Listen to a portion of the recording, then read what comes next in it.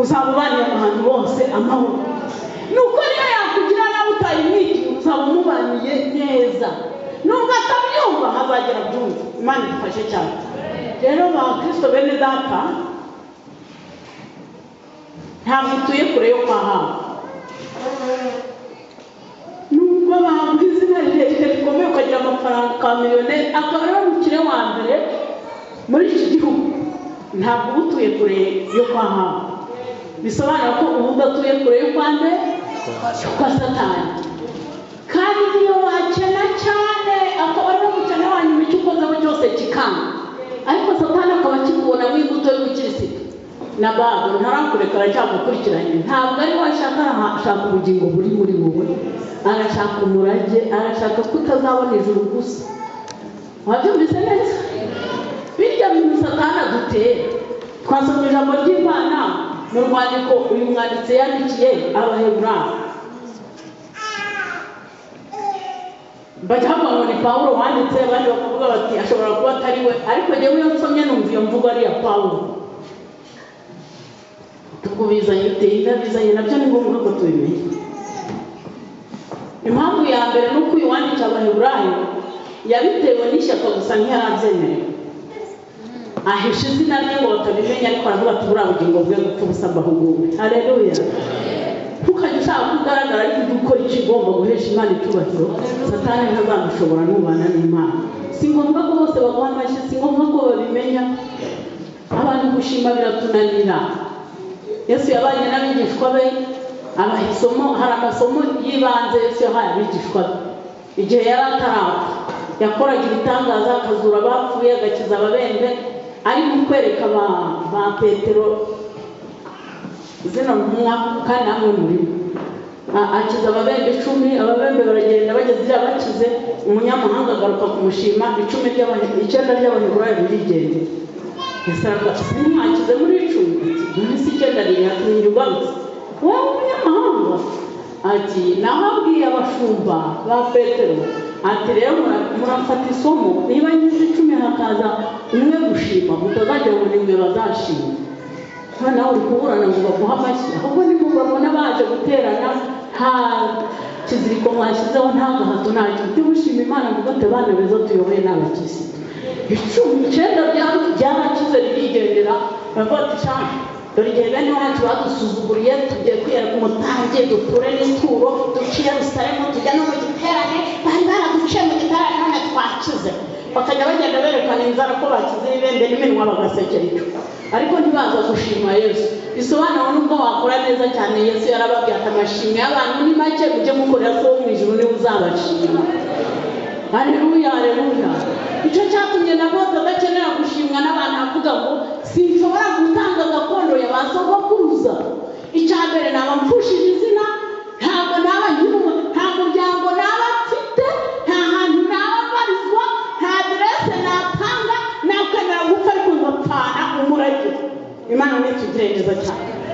Satani ari gushuka twebwe, agakoresheje ibintu bikomeye, akazana ibintu bisa n'ibyiza, akakuguranira buhoro buhoro.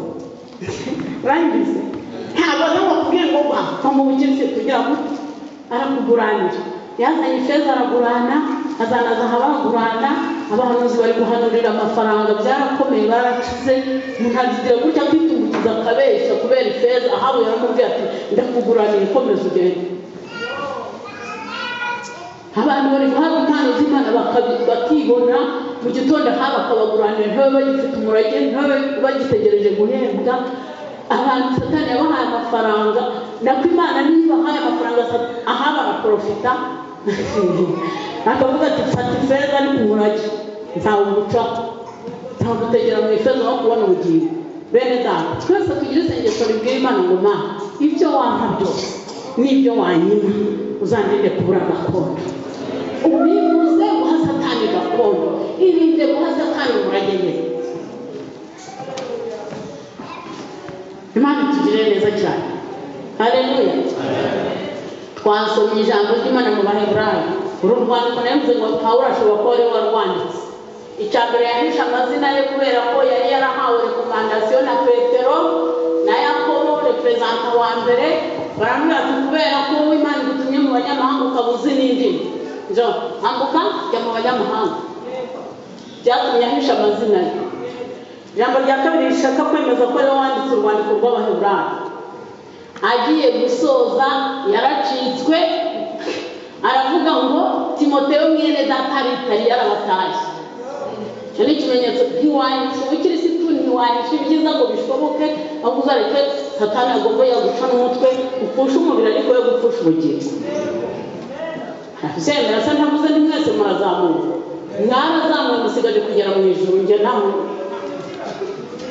niba mwambaye neza, haleluya, ndeba mwambaye neza, mbona musa neza ntacyo mutwaye, mbona muparitse amamodoka, umuntu ubwira ngo mwarazamuye ntabakira bose, ahubwo unyurwe nawe ugeze ubundi dusigaje kuzamurirwa icyarimwe. Nituzamurwa nta mukene uzasigara, nta utego uzasigara, abakiranutsi twese mbinguni.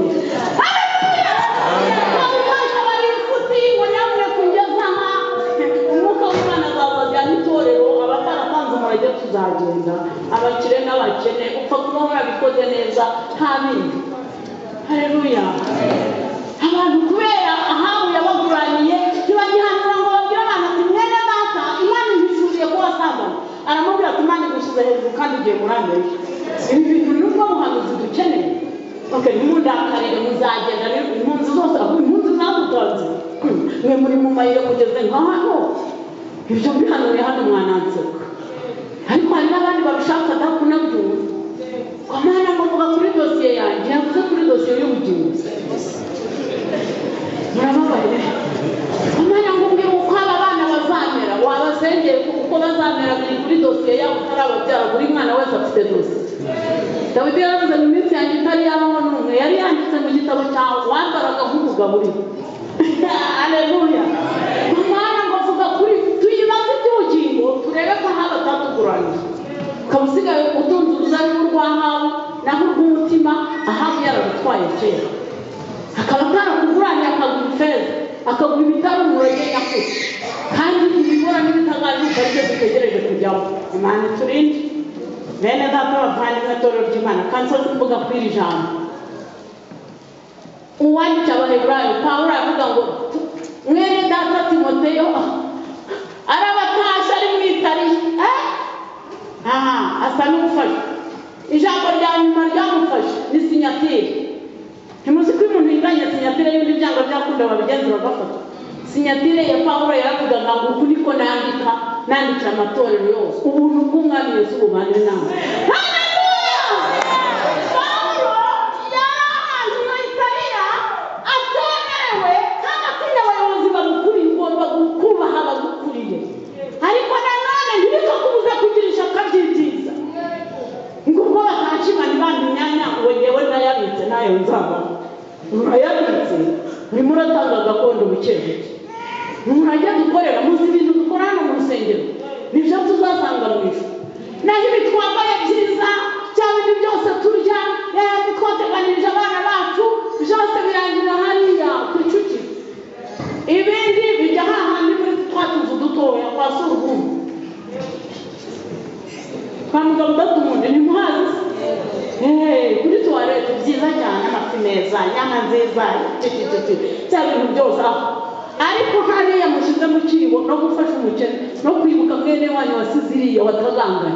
Ngubu urajye kuguruza bintu none mwanza kuguranire agutera ubugwa kuguranira gusa akubwire ngo ni ibyawe gusa ujye urugundiriye akuze gutanga icya 10 ubundi se kijya he.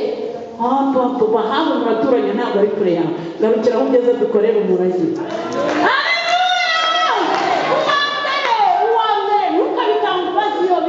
Ibyo kwizera ntubaza ngo bizagarukiraho umwuka wera n'utubwira uko bizagenda. Imana idufashe cyane. Ngo byaranyishe sinayakura ngo byagenze na ngundi se ngo twamenya bijya. Biri kumurage. Hari ahandi tuzishyuza. Iyo ubuye watanze hano nayo witanze ntugaruka ngo tukugarurire. Uragenda ugashaka ayandi. Imana ntitugirire neza. Urugendo turugejeje kure. Imbaraga watanze mukomeze uzikorere we guhaha umurage kuko turenda kujya iwacu. Imana itugirire neza. Reba aho wahereye, reba igihe wahereye uri hano. Reba n'uyu mubyizi muri we wicaye kandi wari gucuruza ukabona abakiriya, ariko wicaye imbere y'Imana wipfusha usa n'ubwo aha babishaka, usubire mu bwira uti ntuzongere Imana ibimbuze kukwemerera. Haleluya. Imana ikugirire